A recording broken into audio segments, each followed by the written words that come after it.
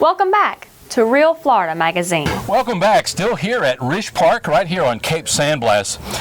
If you've not heard the terms Cape San Blas, then you need to check it out. You can Google it, do what you want. Adjacent to Port St. Joe, just down the road from Mexico Beach, west of Apalachicola, and certainly you've heard of Apalachicola oysters. Here between the Gulf of Mexico and St. Joe Bay, here right now with Rusty Roberts.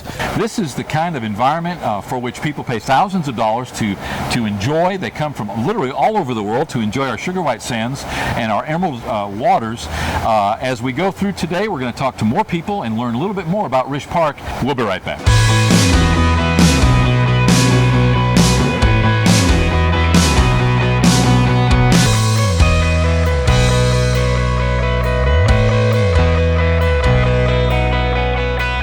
Welcome back. Still here at Rish Park, right here on Cape San Blas.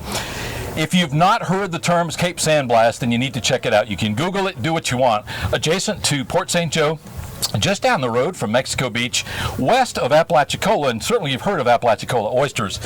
Here between the Gulf of Mexico and St. Joe Bay, here right now with Rusty Roberts.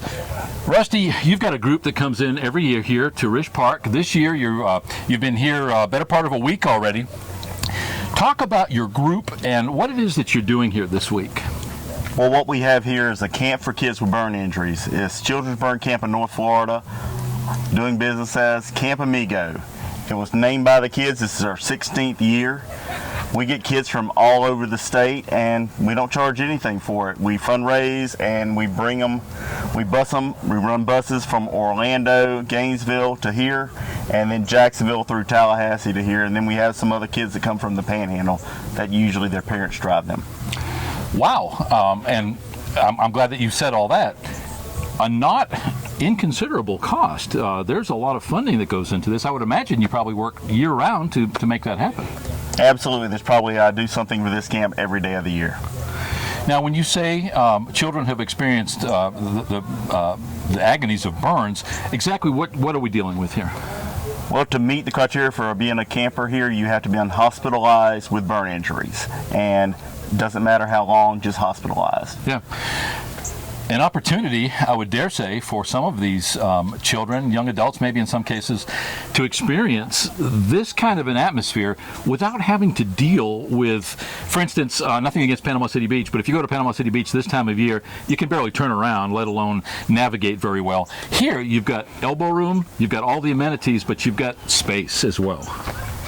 This facility here, this entire area, I've been, like I said, this is my 16th year of doing camp here. I love this area. I'm from North Florida anyway. This is Florida to me. This is the coast. This is the beach to me. I can see the beach without looking at a condo. And sea turtles up here laying eggs.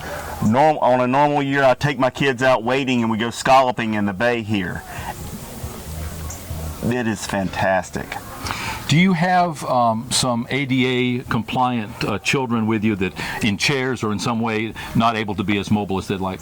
We've had wheelchair bound kids. We've got one kid with one leg right now. I've got one guy with a mechanical arm, a $100,000 arm they say. And I had the privilege of going out with him the other day with a charter fisherman. He caught about a 4-foot shark with a mechanical arm. I said, that's awesome. The reason I ask that question is because I look everywhere here on the property and almost 100 acres, everything is accessible. They've got a boardwalk, they've got ramps, everything is built to ADA compliant standards, taking the work out of those children being able to enjoy this environment. Absolutely. I mean, it's just very user friendly, and the kitchen they got a fantastic kitchen area back there. They remodeled a few years ago. And it's expensive doing that. They just did the walkway to the bay. That was incredibly expensive. And we want to thank the politicians and legislature for funding these things. That's huge. It is. You know, in conversations we've had with other people today, we realize that you can have laws and you can have regulations and you can have ADA compliant standards, but until we start making people aware why we're doing that and that there are people on the other sides of those rules and regulations, so often people get mad because the best 12 parking spots in front of Target are taken up with handicap accessible spaces. What they're not realizing is all that goes with that, and I don't have to tell you. Your group is made up of first responders. Talk a little bit about who makes up your group. Well, I'm a firefighter in Tallahassee, Florida. I've been there 27 years, and we're kind of the nucleus that started this group. Since then, we've reached out all over the state and have firefighters from as far as Escambia County, Panama City, of course, Tallahassee, Gainesville, Alachua County, which I'm the burn camp for Shands, Jacksonville, Marion County, Orlando and Orange County, Lakeland, Boca, Punta Gorda. I have them from all over, and I've had them from a lot of other places in different times. Just firefighters? That's firefighters. I also have nurses from all over. I mean, the burn unit sends some. I've got physical therapists. I've got the whole range of stuff here. 16 years. How did you get involved in this to start with? Well, we participated in somebody else's camp for the first 5 years prior to that. And I had so many slots. I became the little regional guy for it, and we had 12 slots and 16 kids.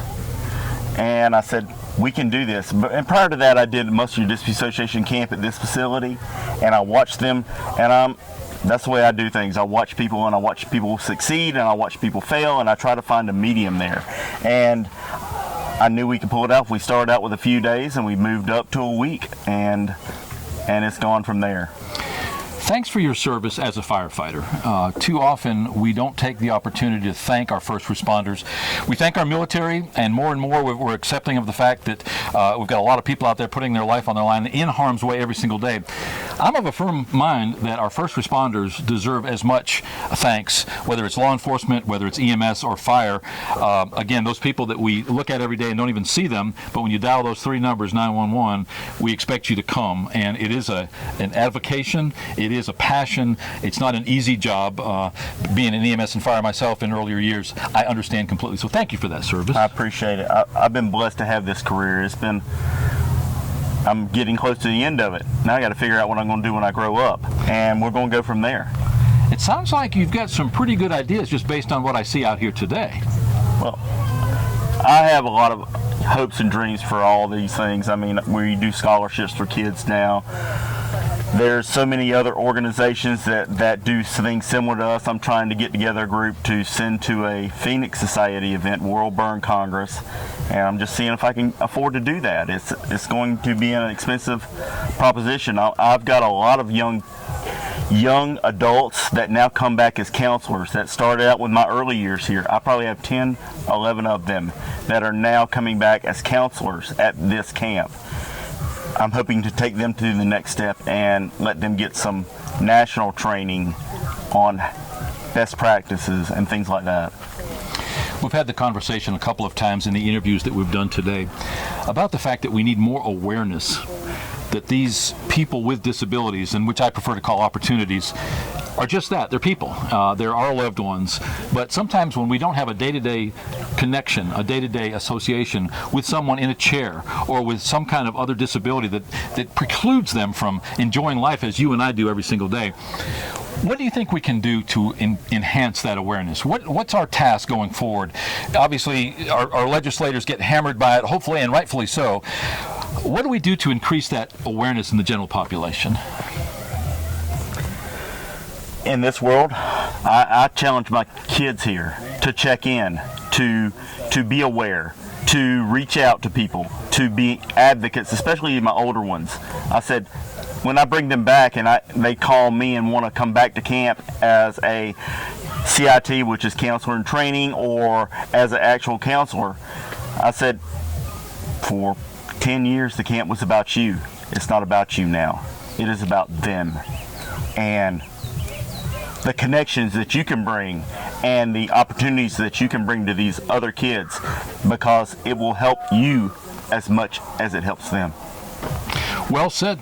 Thank you for taking the time to speak. Thank you, sir. Thank you for all that you do.